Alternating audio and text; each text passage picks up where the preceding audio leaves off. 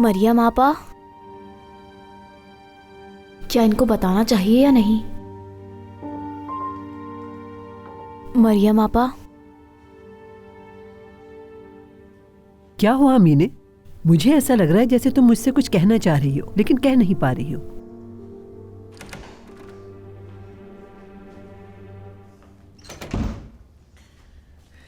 Kitchen के काम देख लेना और कमरे में जाने से पहले बाहर सबसे पूछ लेना किसी चीज की जरूरत तो नहीं। मैं सोने जा रही हूँ।